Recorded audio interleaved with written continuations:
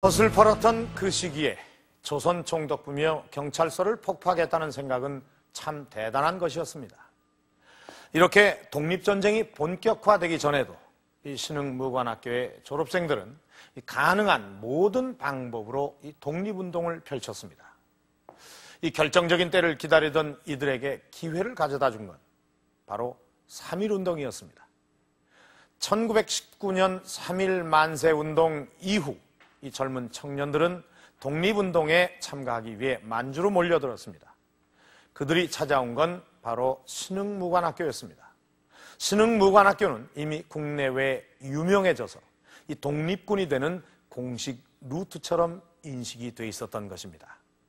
그 결과 1919년부터 20년 한 해 사이에 적게 잡아 600명에서부터 많게는 2000명까지 이 정예 교육을 받은 독립군이 배출이 됩니다. 1919년 봄 드디어 만주 지역에 정식 군부대가 성립이 됩니다.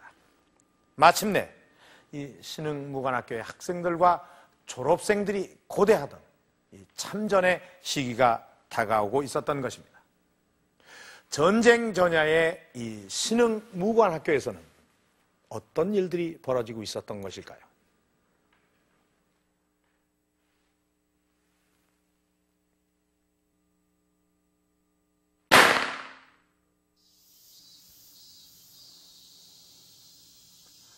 일본 방위청 방위연구소에는 일제시대 일본 육군에 관한 각종 자료가 보관돼 있다.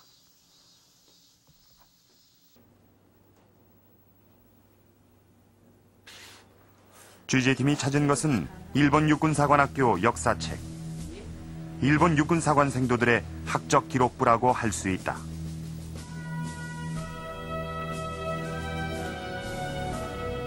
일본 육군사관학교에는 소수의 조선인 출신 유학생들도 끼어 있었다.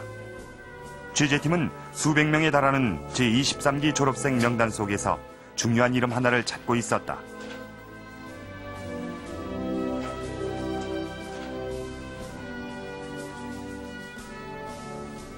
시석규. 후에 지청천으로 이름을 거치고 독립군의 장군이 된 인물이다. 그는 일본의 병사와 군용 지도를 가지고 망명해 신흥무관학교의 교관이 됐다. 지청천은 일본 육군사관학교를 졸업한 일본군의 정식 장교였다. 그러나 보장된 미래를 버리고 험난한 독립군의 길을 선택했다.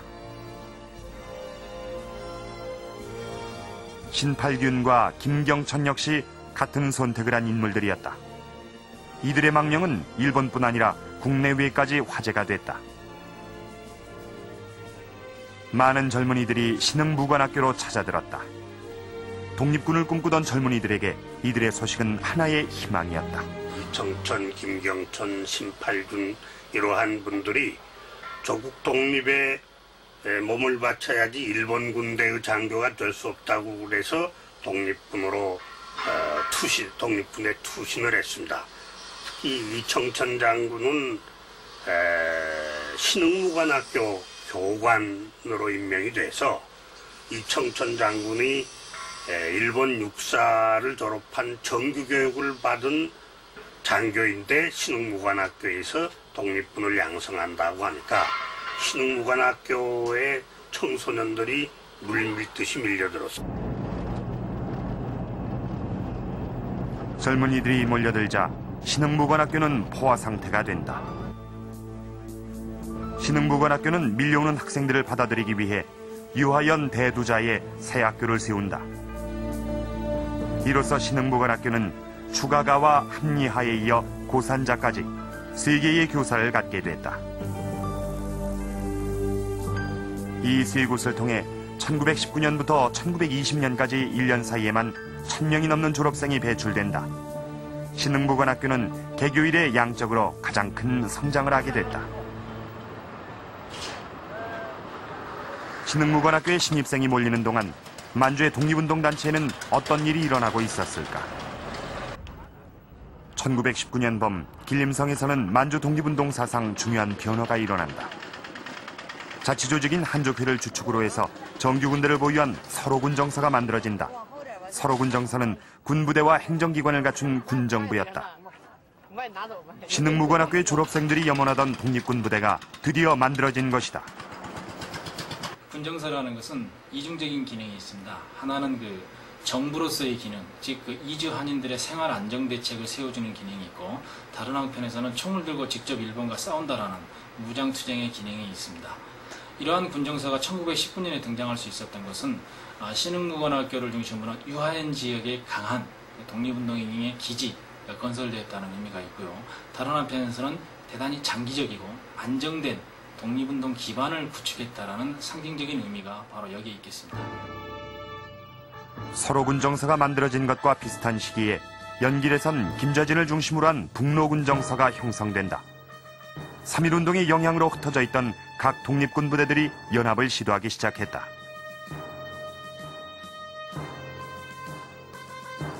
서로군 정서도 이런 분위기 속에서 만들어진 것이었다. 서로군 정서의 군사령관은 부총재인 지청천이었다.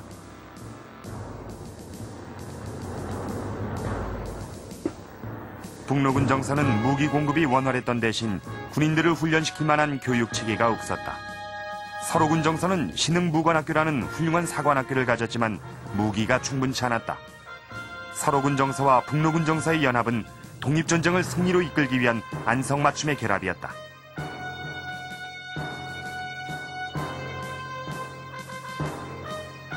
두 독립군 부대가 협력을 도모하는 가운데 만주의 독립군은 본격적인 전쟁을 준비하고 있었다. 그래서 서로군 정서에서는 많은 군사학 관계 책, 그리고 서로군 정서에서 훈련받은 사람들이 직접 북로군 정서에 가서 군대의 기관적인 역할을 하거나, 또는 이 사관 연성소 같은 데에서 훈련을 시키는데 중요한 역할을 하는 걸 볼 수가 있습니다. 그야말로 상호보완적인 역할을 철저히 잘 해낸 것이죠. 청살리 대첩은 그렇게 준비됐다. 1920년 10월 21일 백운 평계곡에서 일본군과 독립군의 첫 번째 교전이 시작된다. 백운 평계곡은 삼림이 우거진 80도의 급경사 지역.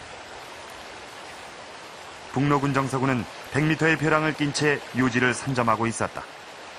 수적인 우세와 막강한 화력을 믿고 있던 일본군은 두 편으로 나뉘어 독립군을 공격하다가 상대방 부대를 서로 공격하여 수많은 사상자를 낸다. 백운평에서 벌어진 최초의 접전은 독립군의 완전한 승리였다. 그리고 그것은 청살리에서 벌어진 6일간 대첩의 서막이었다.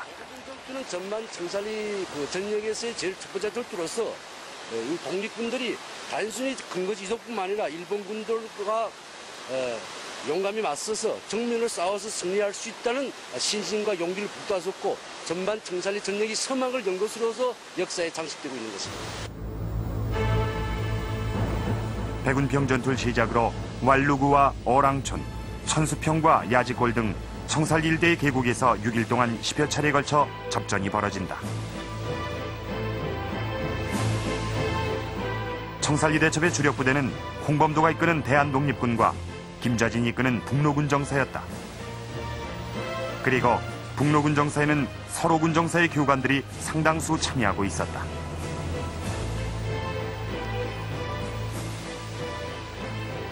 서로 연합한 세 부대는 청살리 일대에서 독립전쟁 사상 최대의 성과를 올리며 승전을 거듭한다.